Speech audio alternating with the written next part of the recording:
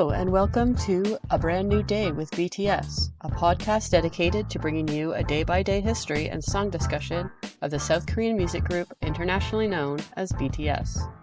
In this week's episode, we talk about October 1st in BTS History, which is the anniversary of one of my favorite pieces of BU content.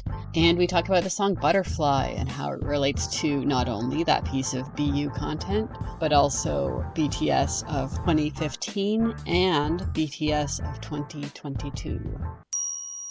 But first, the news, which I wing now. So the news since RM's birthday, because that was the last time I had an episode. Actually, I released the episode slightly before RM's birthday, so let's talk about RM's birthday as well. RM donated 100 million won each to Korean University Medical Center and the Seoul Asan Medical Center to help patients suffering from financial difficulties and to improve facilities.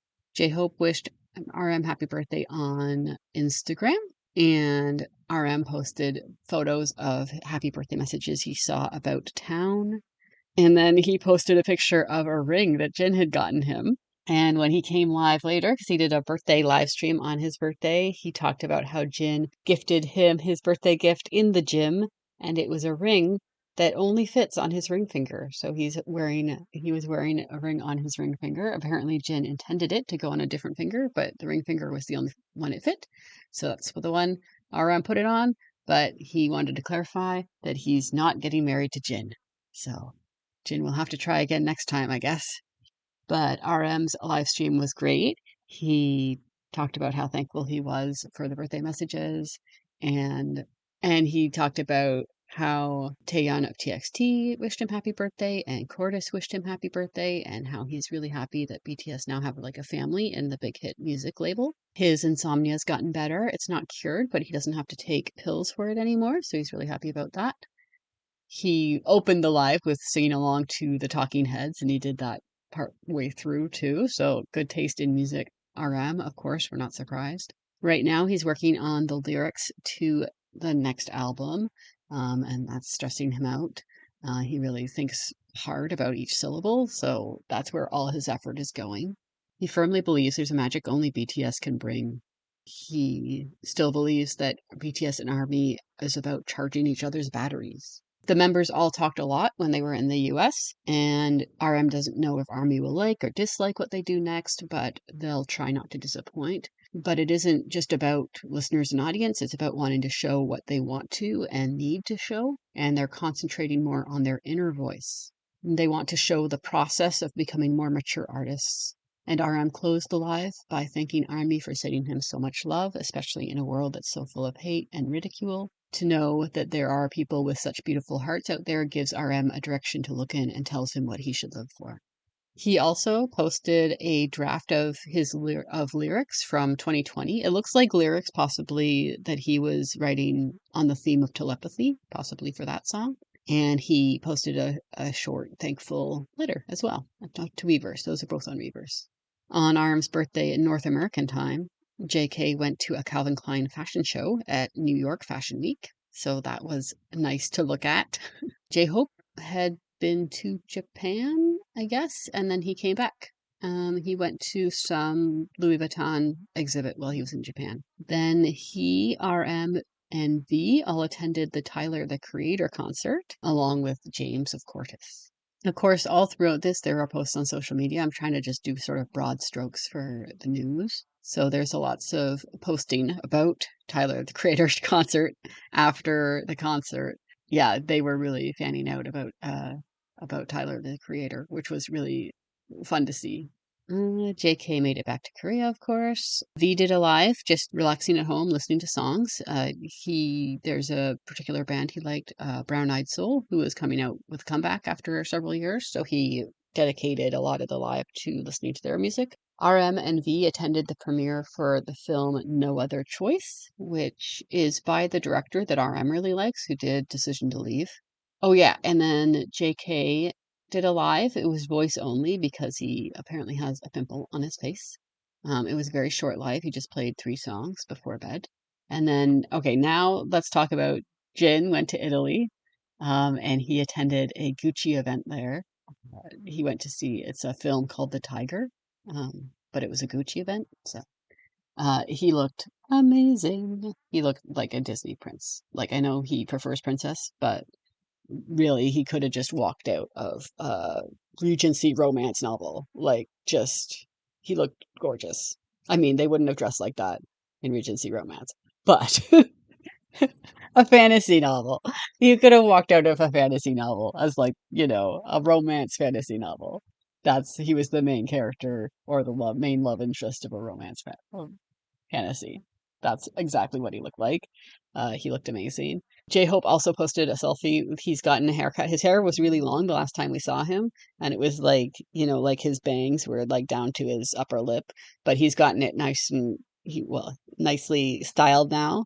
It looks a little bit tiny bit like like longer in the back, short in the front, but not too extreme in that regard. Um, but yeah, he posted a selfie of him lying in bed, and he looks good.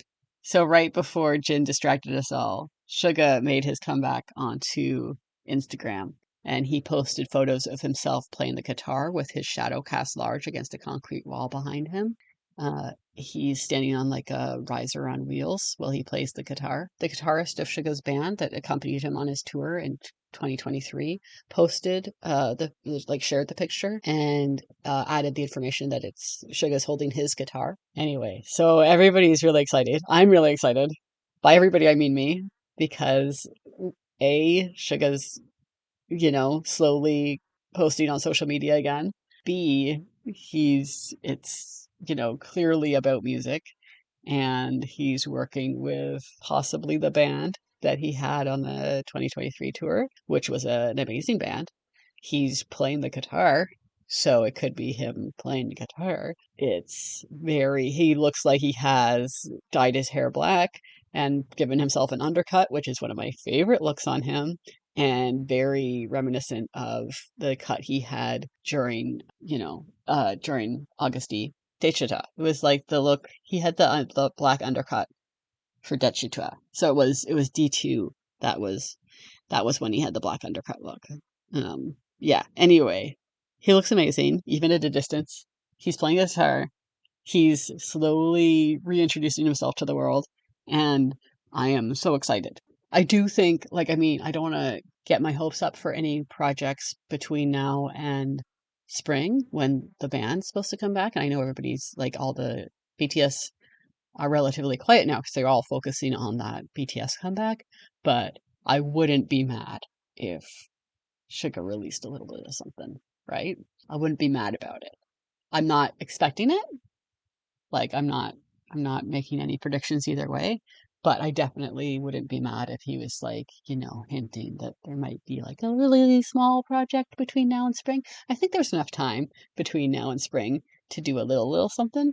Maybe not. I don't know. Okay. In other charity news, Jimin has donated 100 million won to education in the North Jeolla province. He's previously donated to other provinces, so he does this kind of frequently, where he just quietly donates money to education, especially. So that was the news that came out. I think he actually did it back in July, but because he does it quietly, the news takes a while to come out. Or to be like, found out that he did it. So though that money will go towards scholarships for financially insecure students. And then V's been active a lot on social medias, on Weverse on Instagram. He's been posting about his fitness, which he's really into these days. So he talked a bunch about it in comments on Weverse, and then he posted a video of him just finishing his run along the river. And he did talk on Weverse about how he does run into an army when he's out running, but they're all very respectful, and they give him the Bangtan finger gun symbol, and then they move on and they don't bug him, and they're all really great, and he really, really, really enjoys running into them and seeing them do the little hand signal and then like pretend he's not there, and he finds it hilarious. And yeah, so that's really great to hear that everybody's been really, really, really respectful of his exercise time. And as I record this, RM is on his way or possibly arriving in Italy. to do his own appearance at the Fashion Week there. He'll be representing Bottega Veneta, as he has since pre-enlistment days. He always looks amazing in their clothes. So good brand choice for him. Oh yeah, and then the other thing, speaking of V working out, that's what I was supposed to segue into there. I think he might just be V's personal trainer, or a personal trainer that V uses, and then he's now become BTS personal trainer. But there's a personal trainer called Ma Son Ho, on YouTube, and he's posted an LA vlog of his time in July of living in LA with the boys and taking them to the gym and helping them with their exercise routines. So the first episode that he's posted is up on his YouTube channel, and I'm sure if you're anywhere on social media, you've seen tons and tons of clips from it. The first episode has V, JK, and RM all working out in the gym. If you're into that sort of thing and you like seeing muscles and people working out, or if you're just interested in their routines from a health point of view, it's really interesting to see what they're doing. Yeah, and he's the trainer. It's mostly like a travel vlog for him. So it's a lot of it is it's not just like, here, look at BTS. It's, this is my time in LA. So you see a lot of his daily life in LA of being flown over there to exercise with these guys, and like sort of what he does on his downtime, and him exploring. I guess they were in West Hollywood when they were living there, so him sort of scoping out the neighborhood in West Hollywood and stuff like that. So it's a fun little vlog. There's going to be an episode 2 sometime. I don't know when. Hopefully this week. It would be nice. So yeah, so then coming up possibly between when I record this and when it's posted is RM at the fashion show at Milan Fashion Week for Bottega Veneta. And on the 30th, which is also going to be possibly the day I post this, or possibly the day after I post this, it's the official opening of the Min Yoongi Treatment Center at Severance Hospital, which is the treatment center that Suga developed with the help of the Severance Hospital autistic specialists. And it's using the Mind Treatment Program, which was also partially designed by Suga with the doctors to assist autistic patients with communication difficulties through music. So that's really, really fun. Official opening is September 30th. They're having a special invite-only event at the hospital because it is a hospital. So you gotta it's not like everybody come and have a huge crowds. It's a hospital. And so I don't know if Suga's going to attend the event. Again, it's not open to the public. It's just invite only. And then after that, it's October. Oh, and then just the day I recorded this, RM on the Bangtan TV YouTube channel, RM posted a travel log for his time in Europe. When he went to Europe just after he got out of the military. Like, it was like literally the week after he got out of the military, after Festa. He went to Europe and he went to Art Basel and then traveled to Paris and then traveled to London. So that's all in RM's trip to Europe vlog. So check that out. I just finished watching it before I started recording this, and it was a great time. And it's really cute. And he travels just the way I do, where it's like, oh, I've rented a car. Now I'm going to drive to this place and I don't know what I'm going to do when I get there, but that's where I'm going. I don't know how he and J-Hope traveled together, but I'm sure it's a good time with someone who plans and someone who doesn't plan. And we're done. This day in BTS history, October 1st. October 1st, 2013. BTS appears on the Sim Sim Tapa radio show. Suga tweets a selfie, and Rookie King episode 5 airs. This is also when the music video cover of Beautiful is released, which they filmed in either August or September. Beautiful is a unit cover with JK, V, Jimin, and J-Hope. The music video is really cute, with all 4 boys competing for a girl, and then V ruins it by being too forward and everyone gets mad at him. It's kind of awkward and cute, and they are very, very baby in it. October 1st, 2014. BTS perform at Suwon Women's College Festival. They film the Bangtan Bombs' one-part repeated practice, and what Jimin wants to say to J-Hope is ... Their previously filmed appearance on K-Pop Expo Asia Special Idol airs. And BTS are active on Twitter. They tweet a group photo from the practice room. Jin tweets a photo of J-Hope and Jimin with a stuffed pink alpaca, naming it Jinpaca.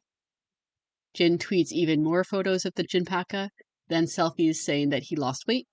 Jimin gets in on the selfie fun, and V also posts photos of himself. Just after midnight, RM recommends Smoking and Drinking by Danny Brown.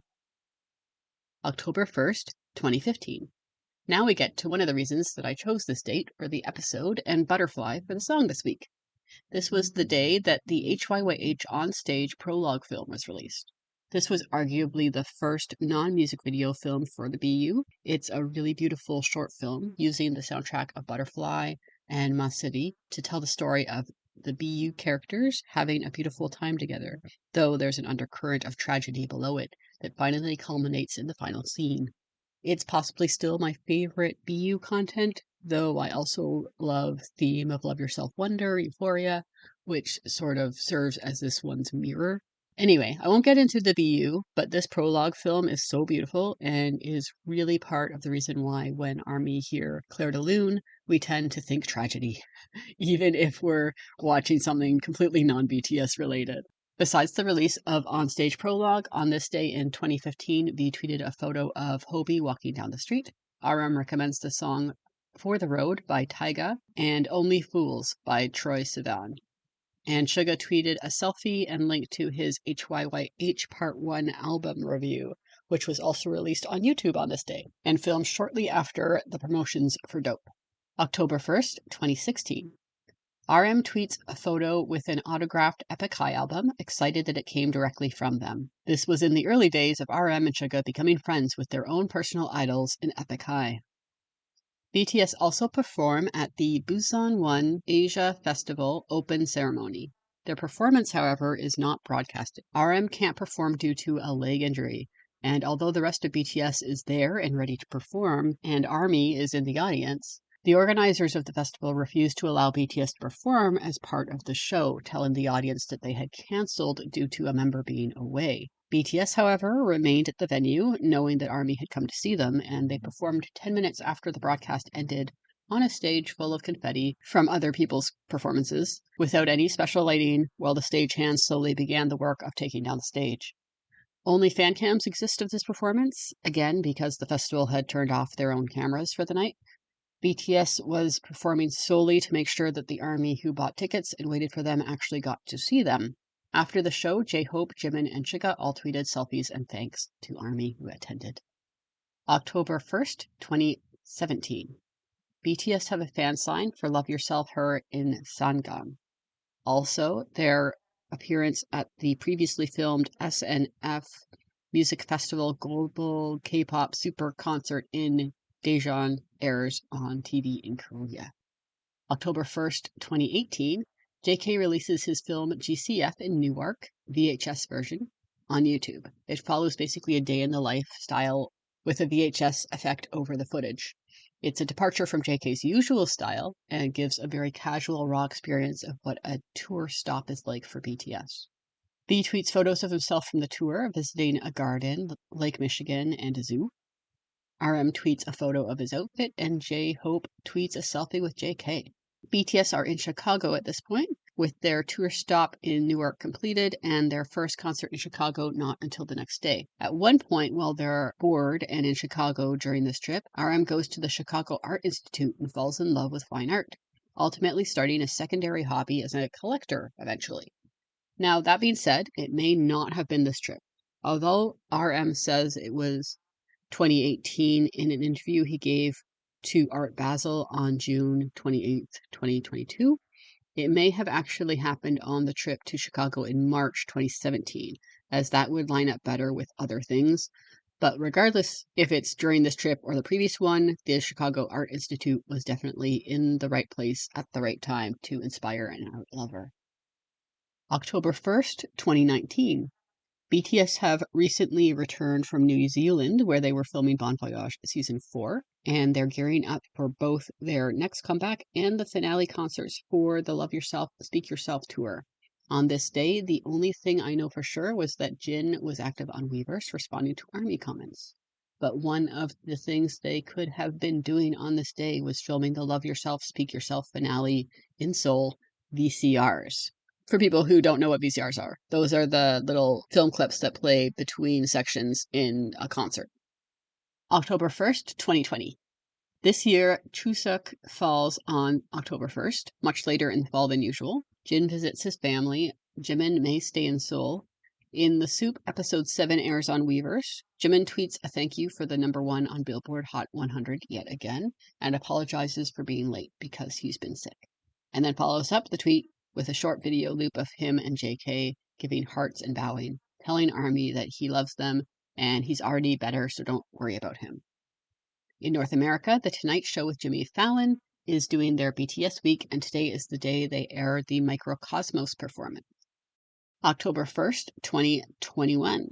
It's the day after My Universe, BTS's collab with Coldplay dropped. So on this day, J-Hope tweets a selfie from the My Universe music video filming, and Jin was active on Weverse. This was also around the time that the initial planning for Jimin's Me, Myself, and photo shoot took place.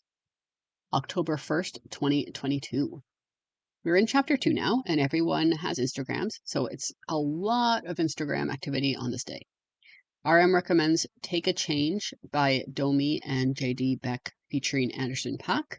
Hobie shares a dance video clip posted by Crush and compliments his dance improvement. Suga tweets a video taken courtside at a basketball game he recently attended, as well as a bunch of photos.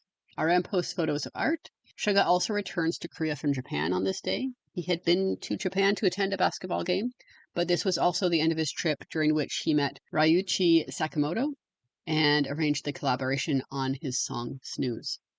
October 1st, 2023. RM recommends Dive by Olivia Dean. JK has a station head listening party for 3D. He also posts a selfie on Weverse.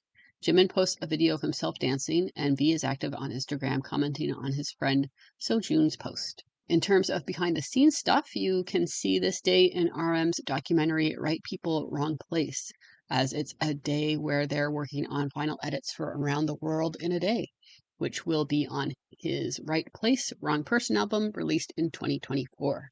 On the Bangtan TV YouTube channel, Big Hit released Jungkook's 3D featuring Jack Harlow dance practice. And the reason I sometimes will say when dance practices are released on YouTube and sometimes I won't mention it, even if a dance practice is released that day, is because I always put the dance practices in my history document on the day they were filmed. And I only put them on the day they're released if I don't know when they were filmed. So if I'm like, Bangtan TV released JK's 3D dance practice, it means I have no idea when he filmed that, but this is the day it was released. So it's in the history document on the day it was released. But if I know what day, if I can say what day it's filmed, then it ends up in the history document on that day. And so whenever I talk about that day, that's when I would mention it. They filmed this on that day. So just to clarify that. Not that I think there's anybody listening who's like, oh, I know for a fact they released this dance practice on this day and she didn't even mention it. I might know exactly what day they filmed that, which is why I would mention when it was released or vice versa. But hey, if you know when things are filmed, tell me, because I much prefer putting them on the day that they're filmed. October 1st, 2024. Most of the boys are enlisted, but RM is able to post the categories that the music video for Lost is finalist for in the Cyclope Awards? Cyclope Awards? Which... Cyclope? Which I believe are European-based. V also shares some Celine posts, and it's Tuesday, so Run Jin episode 8 airs on YouTube and Weverse. And that brings us to this year. Who knows what awaits us now that everyone is free? Also, hey, it's the 10-year anniversary of that really fantastic piece of BU content being released. They once said back in like 2022, 2023 that they'd release something for the BU 10th anniversary. Are they going to, or are they going to celebrate it on the 11th anniversary? I don't know. I'm curious. I mean, October 1st, I'm just saying, October 1st would be a great day to release something exactly 10 years after that lovely prologue film. Song discussion. Butterfly. Butterfly has a couple versions. The prologue mix was first heard in On Stage Prologue short film, released on October 1st, 2015, which I talked about in the history section of this episode. The prologue version is vocal line only. The full version was released on November 30th, 2015, as the third track on the album The Most Beautiful Moment in Life Part 2, or HYYH Part 2. The prologue mix and an alternative mix were then released the next year on May 2nd, 2016, on the compilation album The Most Beautiful Moment in Life Young Forever, or HYYH Young Forever. Before we get into meaning and lyrics, let's talk about performances. They performed Butterfly with full choreography on music shows while promoting the Young Forever album. I absolutely love the choreo for Butterfly. It's predominantly the work of Brian Puspos, who JK had admired as a choreographer for a long time and eventually hired to be one of his dancers during his Golden promotions. That's getting way ahead of where we are talking about right now in time. I like how the choreo isn't afraid to be delicate while still requiring the core strength and perfect timing that BTS choreographies have always been known for. There's slowness and detail, but that detail is also in the slight popping moves and blindly executed timed waves where each member is an extension of each other without having to actually see the other member's movements in order to continue them smoothly. It's hard to explain in a podcast form, so if you haven't seen the choreography for a while, I really suggest you look it up. You can just type BTS Butterfly Performance into a YouTube search and enjoy. The choreo is very story-driven, following the meaning of the lyrics as the boys cycle through different butterfly formations while incorporating butterfly-like poses whenever they're paused. At one point, as Sugar Raps, J-Hope becomes the image of a pinned butterfly before taking off again. You can also see the boys seem to briefly chase or reach for butterflies from time to time as they move around the stage. It's one of those choreographies that really help translate the song into the universal language of movement, so it's easy to understand what the song is about, even if you don't speak the languages in the lyrics. You can watch the full choreo dance practice on the Bangtan TV YouTube channel. They released it for Festa 2022, a full 6 years after they filmed it. BTS also have performed the song in concert without choreo, and at their 2018 Festa concert with the choreo. They also performed a shortened version of it on music shows without choreo when it first came out in 2015. They just stood static on the stage and sang, which is great for other reasons, because as soon as you tell BTS not to move, they decide that means they have to put all their concentration into their vocals, which is always a good time. If you want a cool time, you can also check out their performances at the 2015 KBS Song Festival, where Jimin does a solo dance to Butterfly as an intro to a suddenly jazzy version of Dope, then blends into a full normal performance of Run, only they're wearing jazz lounge singer jackets. It's half bizarre and half awesome. Finally, for what is possibly my favorite performance, the vocal line performed the Butterfly prologue mix at BTS's Yet to Come concert in Busan in 2022, which was their last concert before military enlistment began and served as both a career retrospective and a farewell for now. While RM said that some songs performed at the concert would likely never be performed again, I very much hope that this isn't one of them because it was so gorgeous. And honestly, when the Yet to Come concert came out in cinema, it legitimately made me cry in the cinema. They just killed it. The harmonies were amazing. You can watch the entire Yet to Come concert on some streaming service somewhere. A quick Google search indicates that it might be on both Amazon Prime and Disney Plus, which seems like it should be wrong. So maybe just have a look yourself. I know that there's really no great option for streaming services right now that aren't in league with some kind of evil. So you might also want to visit the high seas and see if you can flag down a pirate ship and ask if they have it. You can find a fan cam of it on YouTube as well, but of course the sound isn't as good as you'd get if you could track down the filmed version. Let's get into the actual song and lyrics. Butterfly was produced by P-Dog and written by Hitman Bang, Slow Rabbit, P-Dog, Brother Sue, RM, Suga, and J-Hope. I'm going to assume that with the three rappers coming last, it was a case of them handwriting their own verses, while the melody and the chorus were written by the rest of the writers. The song starts and really continues in a dreamlike state. Don't think of anything. Don't bring up any word. Please just smile at me. I still can't believe it. All of this feels like a dream. Don't try to fade away. The pre-chorus drives home the theme of the song. Is it true? Is it true? You. You're so beautiful that I'm scared. Untrue, untrue. You. Basically, things are so good they can't be real. They're so good that it's terrifying because certainly this will be ripped away. The chorus continues, will you stay by my side? Will you promise me, if I touch you, that you might fly away, that you might be shattered? I'm scared, scared, scared. Now we understand why the song is called Butterfly. It's a song about finding something or someone beautiful, but the situation feels fragile, like finding a butterfly, but knowing that the butterfly may fly away at any moment, or, if handled too roughly, the beautiful wings could be damaged or torn. There's a prevailing myth that if you touch a butterfly's wings, you essentially kill the butterfly, as just touching the wings removes a protective layer of dust-like scales that protect the wings from elemental damage.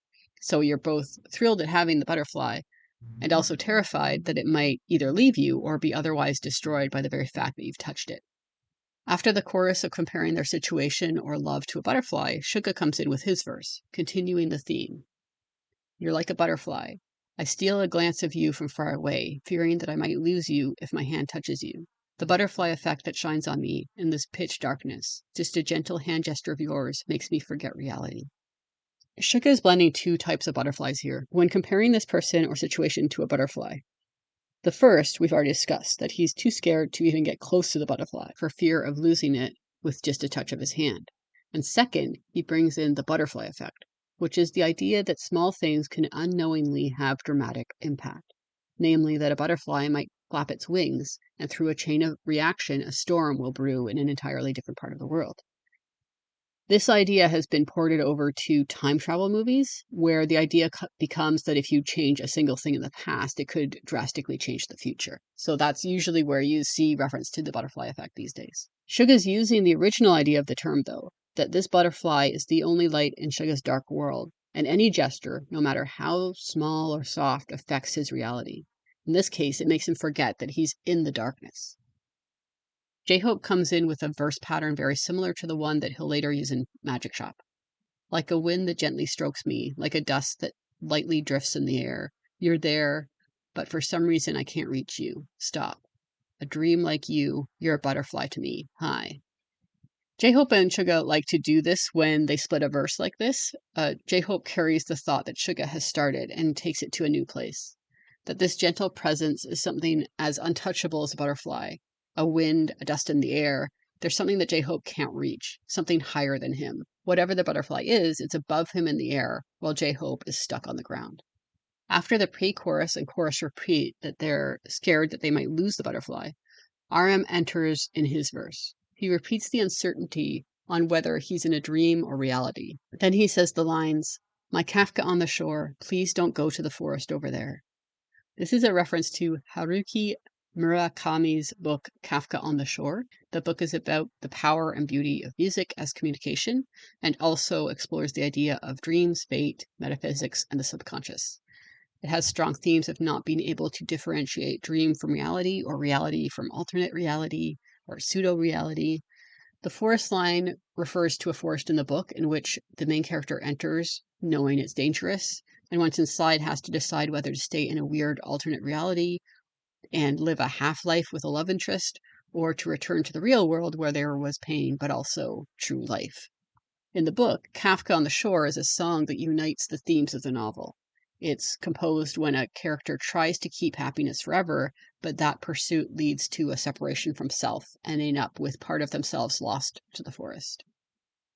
RM continues, "My heart still breaks into pieces over you, that melt back and flow down. I just want to evaporate like this. My love is eternity. It's all free for you, baby." The lines, "My love is eternity, it's all free for you, baby," is Korean wordplay, where eternity sounds exactly like the words 0 won, so the line also sounds like "my love is 0 won, hence it's free." RM hasn't lost his butterfly-like person. He's still in the position where he can't tell if their presence is a dream or reality, and yet his heart is breaking as if he's already decided that it's a dream and they're beyond his grasp. As J-Hope said previously, yet RM is there, even as he wants to evaporate with a heart broken into pieces. His love is eternal and freely given. The chorus comes back in, once again asking, "Will you stay by my side? Will you promise me?" while expressing the fear that if I touch you, that you might fly away, that you might be shattered. I'm scared. And we finish with the post-chorus of "Just Like a Butterfly" repeated. It's a really gorgeous, heart-wrenching song that is ironically preemptively mourning something that hasn't been lost. It's love told from the perspective of someone insecure in that love. They've seen hope in the pitch blackness of their despair, and rather than rejoicing, they're filled with terror that it won't last, that it will leave or be broken somehow at their clumsy hands. So what does it all mean? It could just be what it says on the tin, what we've already discussed, a song written from the point of view of someone worried about losing a fragile love. For me, though, I've always seen the song as a little bit more than that. 2015 began as a bleak time for BTS. Dark and Wild hadn't done as well as they'd hoped. They were experiencing a lot of financial hardship as they tried to keep going. And then, like some miracle, they won a musical award show for I Need You. They started getting advertisers interested in signing them to brand deals. They started to reach more of the general public. ARMY began to grow more as the gamble on doing something different with both introducing the BU and expanding their musical styles started to pay off. They were financially stable enough to not have HYYH Part 1 be their last album, like Suga had feared. ARMY was big enough to support them as they continued. But was it going to last? Or was I Need You their one-hit wonder? After all, they'd nearly won on a music show when they'd released School Love Affair, only to have their next album underperform on the charts. Were they setting themselves up for another disappointment? Were they about to come back with HYYH Part 2 only to be right back where they started, in that pitch darkness?